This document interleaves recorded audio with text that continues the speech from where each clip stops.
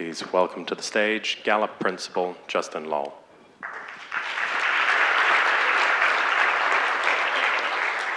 Good morning.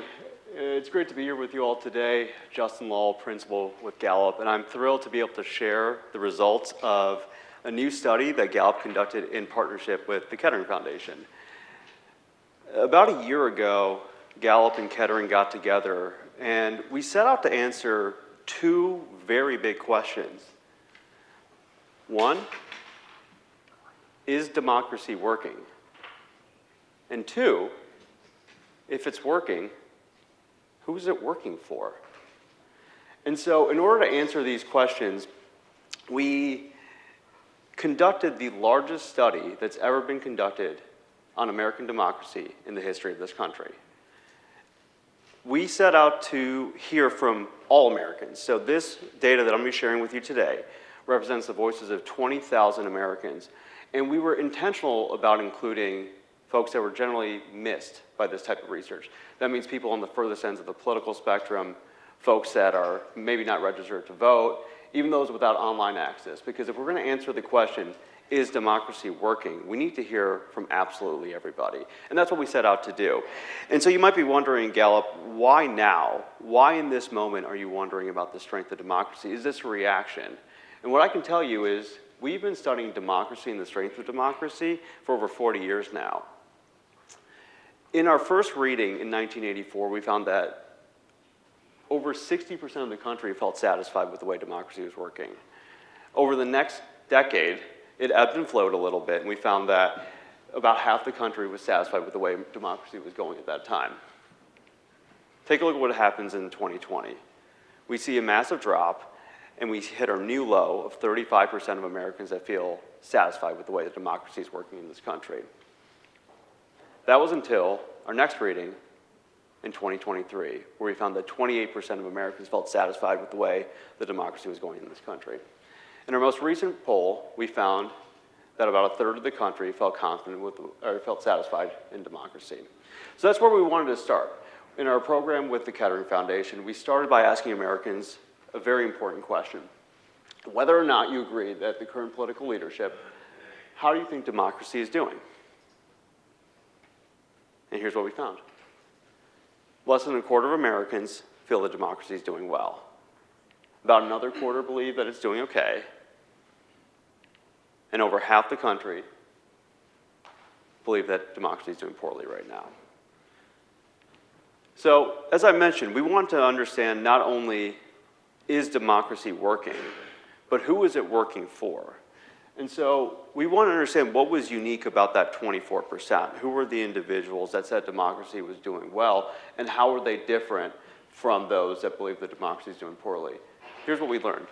Those that believe that democracy is doing well are more likely to be financially stable. They told Gallup that they were living comfortably on their present income. They were less likely to feel lonely. They were also twice as likely to be satisfied with their community conditions. These conditions included things like housing, things like food, things like schools, and even the healthcare system. But beyond just how we're feeling about democracy, we were also curious about the system of democracy. Do Americans still believe in it? Is it the best form of government? So we asked, do you believe that democracy is the best form of government? Here's what we found. 2/3 of Americans do believe that democracy is the best form of government. A little bit less than a quarter or somewhere in the middle. And 10% of Americans openly told Gallup that they do not believe that democracy is the best form of government. Here's what that looks like by age group. You'll be hearing from a panel of experts on Gen Z a little bit later today. But one thing I want to call your attention to is there are some significant differences about how young people are experiencing democracy in this country compared to older age demographics. 65-year-olds and older, 80% of them are likely to believe that democracy is the best form of government compared to 53% of young people that believe democracy is the best form of government. The same trend holds true from those that believe that democracy is working well today. Now, beyond just how we believe in democracy as a system, we were also interested in understanding how do Americans feel that democracy is working for other people? Do we believe our fellow Americans are committed to democracy? or our political leaders, or even the government? Is it functioning the way a democracy should? Here's what we learned. Less than half the country believes that their fellow Americans are committed to having a strong democracy.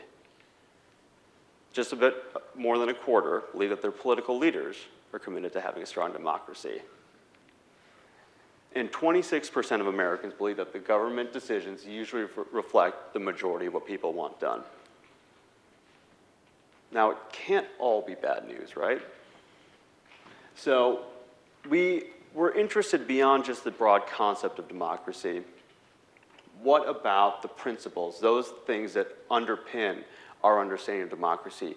Where do Americans fall on these general principles? And what we found was there's some alignment here. When it comes to things like right to assemble, right to vote, right to protest, using political violence, Americans are generally aligned with those perspectives. What we found was that 84% of Americans believe that the US is stronger because it has people from different races, religions, and cultures. We found that 83% of Americans believe that it is never okay for people to use political violence. 83% of Americans also believe that wealthy individuals should be limited in the amount of support they can use for candidates. And 8 in 10 Americans believe that even those that hold the most radical views should be allowed to assemble and protest and speak out against the government. We have a whole host of experts in line for you today. They'll be discussing and unpacking these findings and many others.